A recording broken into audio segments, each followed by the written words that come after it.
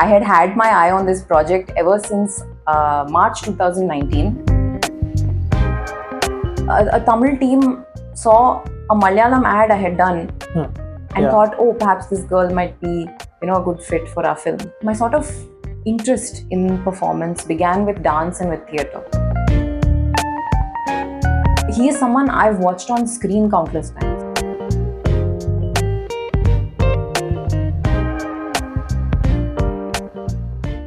Hello everybody, welcome to The Hindu. I'm Vivek MV and today I have with me actor Rukmini Vasanth. Hi Rukmini, Hi, welcome Vivek. to the show. Thank you so much. I'm very happy to be here. Yeah.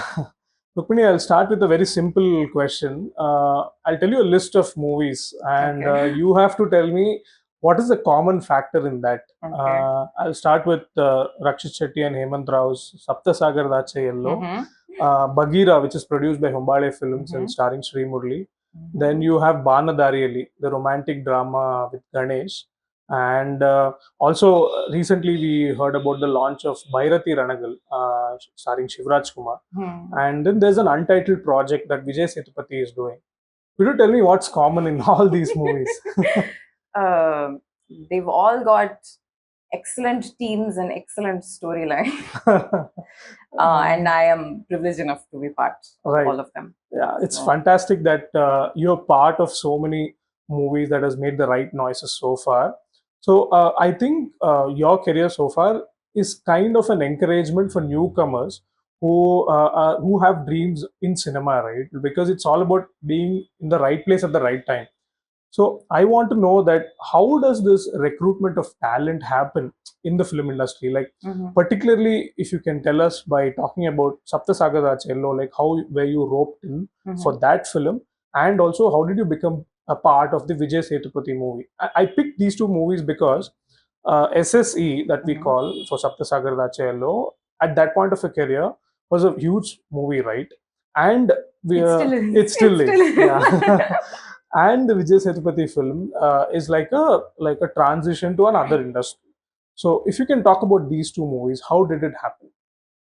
I think the thing with Sapta Sagaradaache Ello SSE was it was after a bit of a lull in I think in the industry in general, but also my career. Given that COVID had just happened, it was in 2020. And the way that film happened for me was that I saw a newspaper article about the fact that they were auditioning for their lead. Right. And I had had my eye on this project ever since March 2019, when they first released a poster of the scene and the team. And I loved it. I have a photograph on my Instagram of me having shared it and saying, what an incredible project. Wow, good luck to everyone. Yeah. And so when I found out that that they were looking for a lead, I took a shot in the dark and I messaged the team. And I said, I would love to audition for your project. Here are my credentials. This is my training. This is what I have worked on thus far.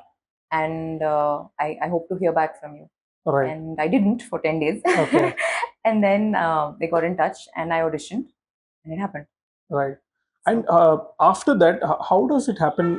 Is there a discussion about the craft of an artist? Is there suggestion that goes on? Is there recommendation that's been going on saying that, hey, I saw this performer, she could fit the role for this movie. How does it work? Do you mean like within the industry? Yeah, within the industry, like when you keep on getting opportunity, is it you trying to look for auditions or is it like the industry spotting your talent?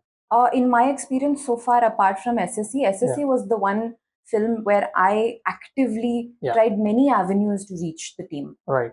I tried DMing them, I tried emailing them, I tried whatever I could to connect with the team. That was the one where I chased it.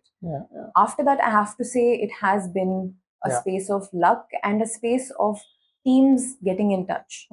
And then, then you begin the process of speaking with them, finding out what the project is like, what the character is like, and that sort of thing. And the Vijay Sethupathi movie, because it's a Tamil film. Yes, that, I still don't know what the genesis of that project was in the sense of how they found me. I still don't know. I need to find out. I remember speaking with an AD while we were shooting last month, and he said, I saw you in an ad that I had done in 2018. Right. some hair oil ad. And as a young actor, you do these things and you don't necessarily know, might this lead to something, might something come of it. But one thing that I sometimes tell myself from many years ago, and that I would tell any other actors that are aspiring, is that you don't know the domino effect of these things.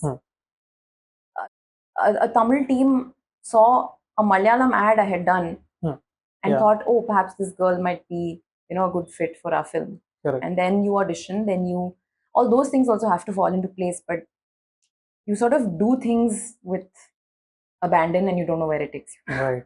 So we'll definitely talk about these projects in a bit. I want to know, what is your earliest association with cinema? Like, when did you start loving movies? We watch movies from a really young age, right? Like any given theater you go now, there'll be a 3-year-old sitting in like a seat. Correct. Whether or not they should be there is a different matter, but they'll be there. So I think, I've been watching films since I was tiny. But the first, I think the first significant time for me was when I was training to be an actor. Okay. I began my sort of interest in performance began with dance and with theater. Right. So initially I was training to be a theater artist. Okay. And it was during that time that I began to watch films in a different manner and consume that as a different form of performance rather than just theater. I do remember seeing this Malayalam film called Bangalore Days. That really stayed with me. Right. Because I understood every part of it. I loved every part of it. It felt like people that I had seen. Correct. I remember walking out of Bangalore Days and in the mall looking at people and thinking any of these could have been characters in that film. The relatability of that was something that suddenly struck me as something that, because otherwise a lot of films can be very life or death. The scale of things is so immense that as a young adult, as a child, like I watched that when I was a teenager. So I didn't think of it in those terms. Perhaps if I consumed the same cinema now, I would have a much different takeaway. But Avaga Noddaga, it was watching everyday things that suddenly struck me. And I was like, whoa. So yeah, perhaps that time. Rukmini, like we keep saying that, whatever we study, when we go into a profession, nothing of that helps, right? Because the industry experience is completely different. So you graduated from the Royal Academy of Dramatics, right? Dramatic Arts, in London. Yes. Yeah. So when you pass out from there and then you're a actor now, a professional, how do you use that experience and the learnings in your profession? If you can pick couple of scenes and tell that you got into a character and it was very easy for you because you're already a trained performer. So, I have to agree with you with what you're saying. I think the biggest thing that I got from my training, from my education, was a sense of confidence. Okay. That if, I go to set and I am completely scared, I don't know where to begin, you have the confidence of knowing, okay, I can reach into like Meisner performance theory or Stanislavski performance theory. You have a framework that you can lean on.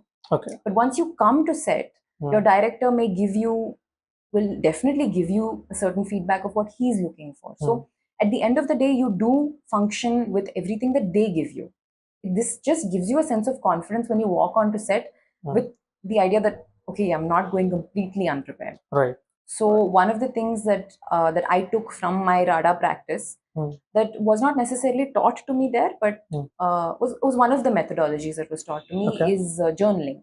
Okay. So oftentimes, Ali, in classes, when we were prepping for a performance, we would journal as the character, or we would journal the thoughts of the character or parts of their life that may not be in the scene that we were performing, because this was theater. Yeah. But something that really helped me in the process of Sapta Sagaradaache Ello, as the character is so intense and so much of her life is before we see her or after we see her, or lives in those areas of her life that are not necessarily on screen. There's so much subtext for that character. So journaling really helped me with that. Okay. So yeah, that was something that I relied on a lot. And also, just as a sub question to that, we saw visuals of the workshops that happened in Sapta Sagaradaache Ello, right? Yeah. So how does that help? Like we see workshops for something like a magnum opus or a period drama, because you need to get into that character, you need to know the background and all. But this is a relationship drama, right? For that, how does a workshop help? I would actually say that a workshop helps with any film, regardless of Right. genre, time, anything. With the case of Sapta Sagaradaache Ello, the thing that was most incredible with that for me was that it allowed me to establish a rapport with Rakshit. Okay. And this was something that was very, very important to me because he is someone I've watched on screen countless times. I've watched him in Auditioning, I've watched him in Kirik Party. People on screen have this larger than life quality to them. And when you meet them for the first time, you do tend, I tend to be quite inhibited and afraid to put myself out there or perform. That is my nature as a person. So the workshops helped so much with establishing a sense of camaraderie between the two of us, which was so essential to how we would go on to perform. Correct. And also establishing the audience's emotional investment.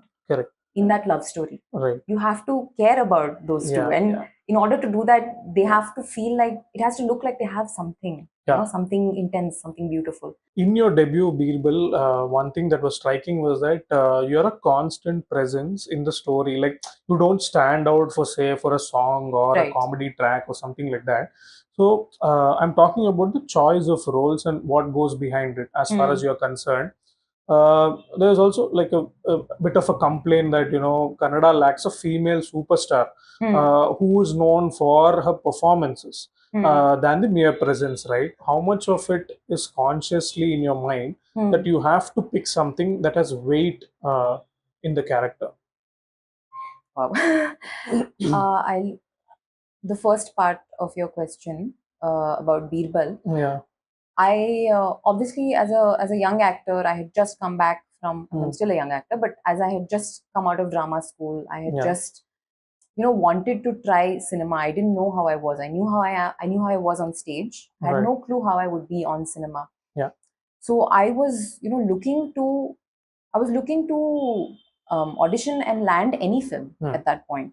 And it was just my luck that Srini sir auditioned me for this story. And while my preferred genre is romance and that kind of thing, one thing that really struck me about Birbal was how, like you said, how much of a part she is, the character, throughout. She's there in all those integral moments. There are moments where she pushes the narrative forward, and that to me felt it's always a privilege. When you're given a role with a character that allows you to push the story forward.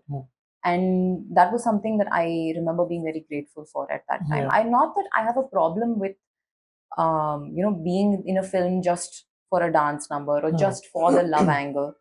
I think that is also an experience that is interesting as a performer. How do you give the most impact with whatever parameters you've been given? So that is also something that would be exciting. So for me, that way, Baanadariyalli was, I didn't have to think about it for multiple reasons, because it was a love story with Ganesh sir. But then Preetham sir was very keen on, even before I signed the film, he said, you will have to learn to surf. I don't want to use a body double. Right. So that was the clincher for me. I was paid to go to Mangalore and learn how to surf. Rukmini now knows how to surf because she played a character who's a surfer. Right. So that is something also that is a privilege. I add to my own abilities. Yeah. So that's something that I do consider a lot. With regard to your second question about a lady superstar in Kannada, there are a lot of actors that strike me, like Malashri ma'am. Yeah, I was about to say that. Like, there is Ramya, Malashri, and even recently Rachita Ram completed 10 years, right? My only thing was about the consistency. Like, we had a huge celebration of how Ramya is coming back to the industry, which also means that there has been a void, right? Yeah. But like you said, we have had performers like where people would go and watch Malashri on screen, and there were houseful boards all across. Malashri ma'am was an icon. Like an icon. She still is, but it's I don't really have any theories as to that. Yeah. I mean, I think we we do have them in seasons. Correct. And I really hope to see a lot of them back.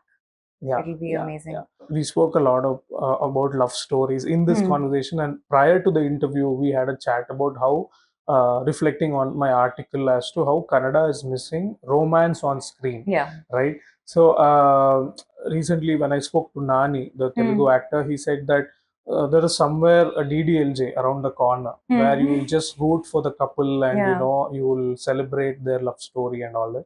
Similarly, we had something like Mungaru Male in 2007 or something, and there was a period where we watched intense love stories.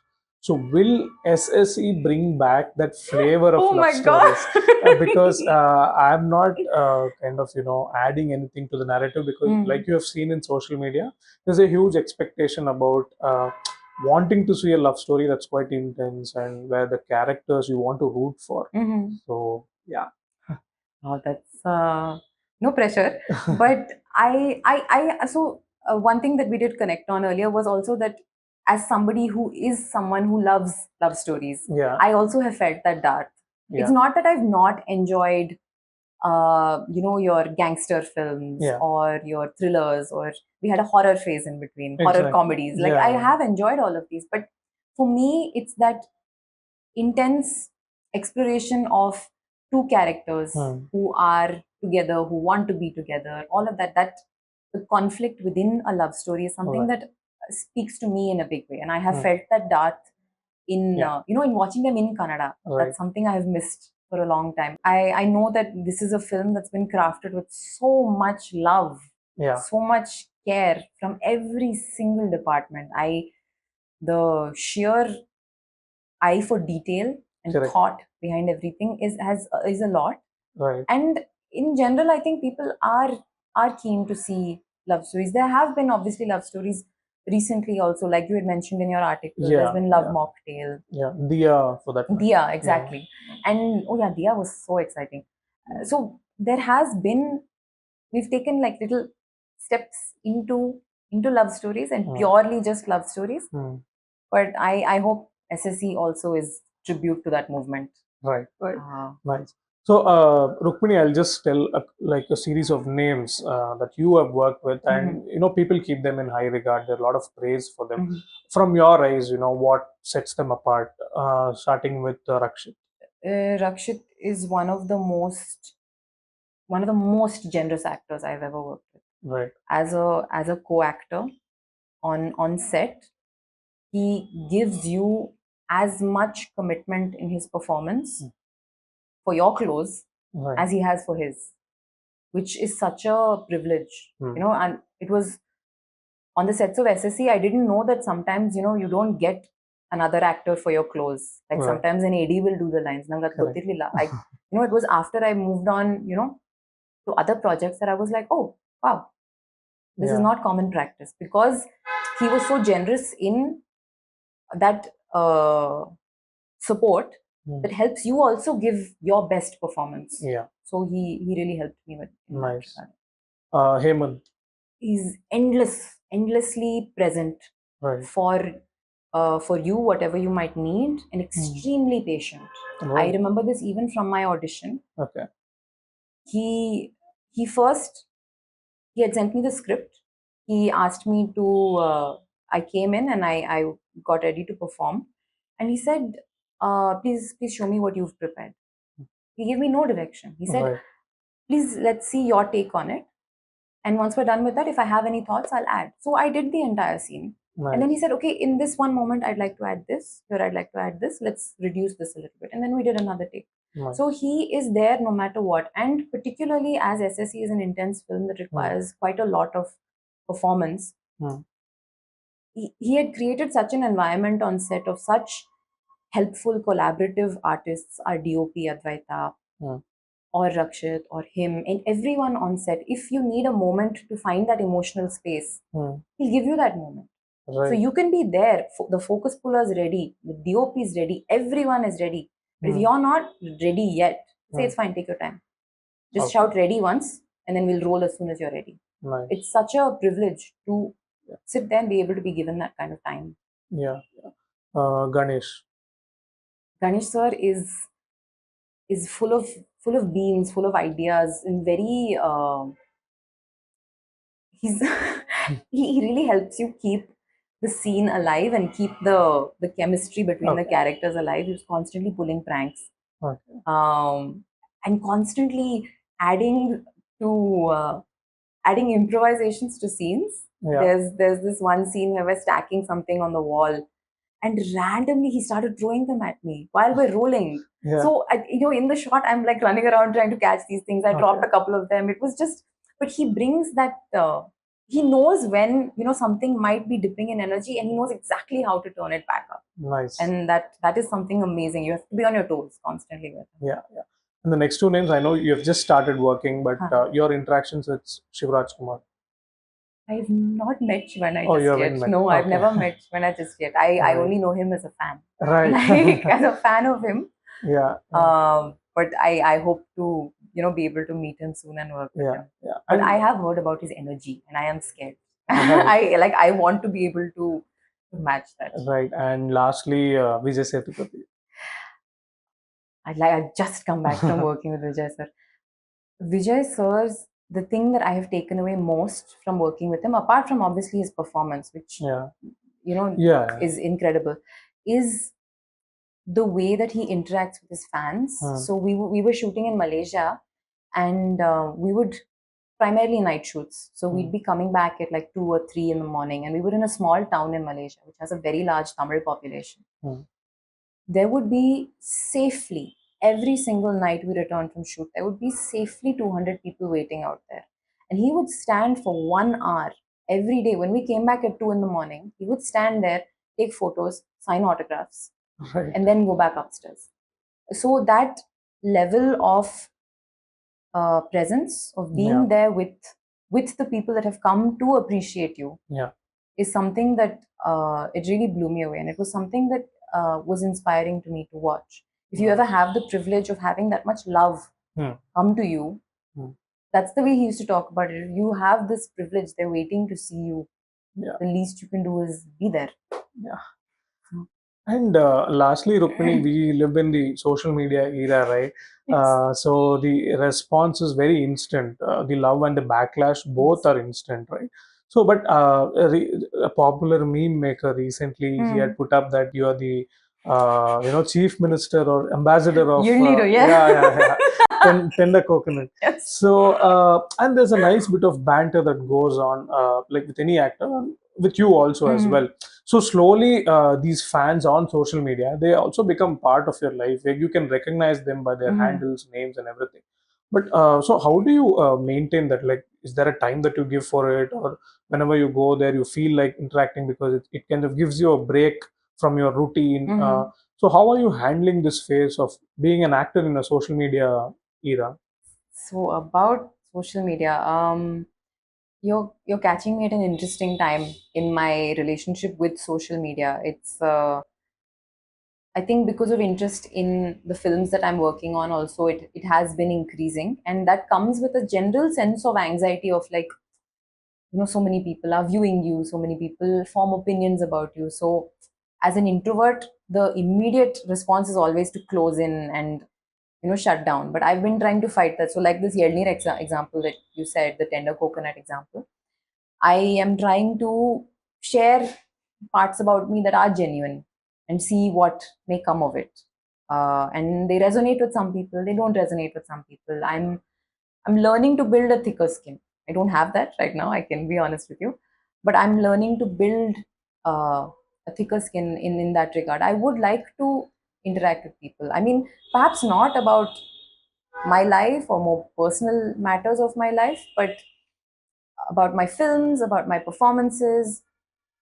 And I think it's also, I mean, people reach out in a certain manner. There have been perfectly polite people reaching out to me saying that, we saw your performance in a particular dance. It wasn't very good, so maybe you should take some classes. There is a way of giving feedback to an artist that is not personal, that is not vilifying them. And I do try and keep my eyes open to that kind of feedback and engage with that as much as I engage with the people with whom my performance is working, in whatever respect. Right. So thank you, Rukmini, for talking to us, and I wish you all the best for all the slew of projects that's lined up. Yeah, all the best. Thank you so much, Vivek. This has been a pleasure. Thank you for watching. For more such stories and videos, subscribe to The Hindu.